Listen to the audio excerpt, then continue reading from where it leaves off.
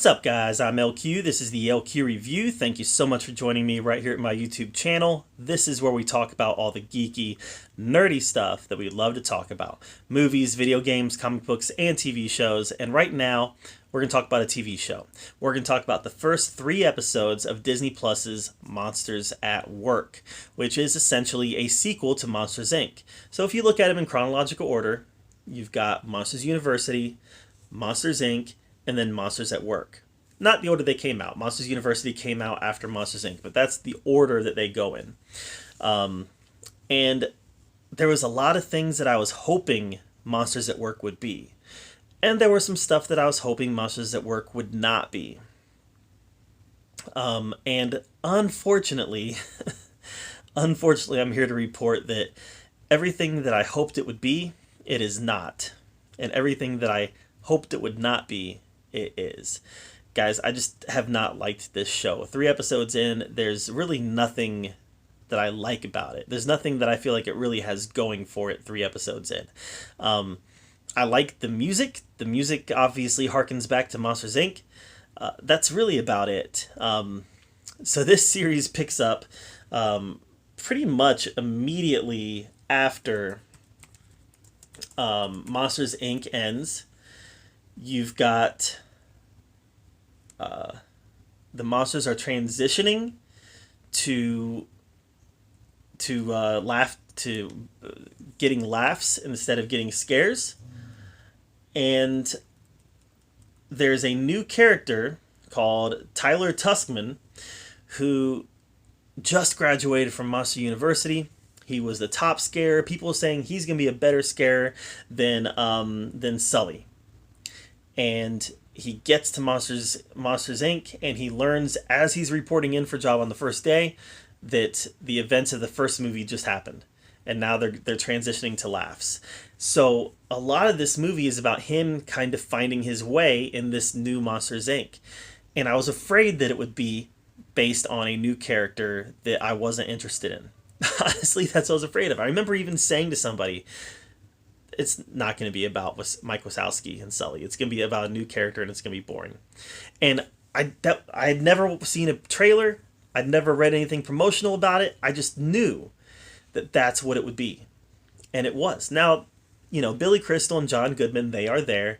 And they are, I wouldn't even call them supporting characters. I mean, they're there kind of front and center along with Tuskman. Billy Crystal's Mike Wazowski. He even had a big storyline in the 3rd episode. But it's not the storyline that I wanted to see. It's not the storyline that I wanted to see. I think that for people my age, Monsters, Inc. came out when we were younger. And I wanted to see a sequel to Monsters, Inc. that was set years later that involved an older Boo. I think that's what everybody wanted to see, right? Everybody wanted to see Sully and Boo reunited when Boo is older, and maybe maybe she's going through some sort of crisis in her life and she rediscovers monsters again, and everything that she thought was maybe she had kind of convinced herself that those experiences she had as a kid was all in her imagination. Maybe she forgot about them entirely. And when she sees Sully, kind of some memories come rushing back to her. I don't know. But I had this idea in my head on what I wanted Monsters at Work to be, and it's not that. It is not I guess that it's set chronologically after Monsters at Work, but it's not really a sequel that's really picking up a lot of the story threads. It's a completely different story that's set in a post-Monsters, Inc. world. And for me, I'm just a lot less interested in that. A lot less interested. And it hasn't been particularly funny, and it hasn't been particularly endearing. There's been some moments that's made me chuckle a little bit, especially episode 3. Mike was kind of being a caregiver for a kid. It kind of harkened back to Boo a little bit, but overall, I just haven't really been feeling this like I was feeling the Monsters Inc. and Monsters University. This kind of feels detached. And it shouldn't feel detached because it takes place immediately after Monsters Inc. Yet it still feels detached. So I'm gonna watch it a little bit more and see if it picks up any steam, see if it gets a little more interesting. But for me right now, I'm just really losing interest in it and losing interest fast because it's really just not the story that I wanted them to tell. And sometimes I tell people, well, you only like that, or you only don't like that because it's not the story you wanted them to tell. I tell people that about the Last Jedi all the time.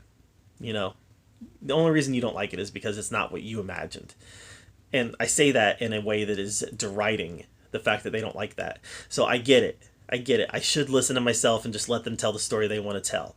But for whatever reason, since it's not the story that I wanted, and since I'm already not a huge Monsters Inc. fan to begin with, I'm losing interest in it. So, like I said, I'm going to keep watching it, but my interest is waning. What do you guys think? Have I missed the boat on this? Is this actually secretly very good, and I'm just kind of a fuddy-duddy? I don't know. Let me know in the comments down below. While you're down there commenting and telling me how wrong I am, make sure that you subscribe to my channel. And as always, thank you so much for joining me right here at the LQ Review, where we get to talk about all the geeky, nerdy stuff that we love to talk about. And until next time, we'll see you later.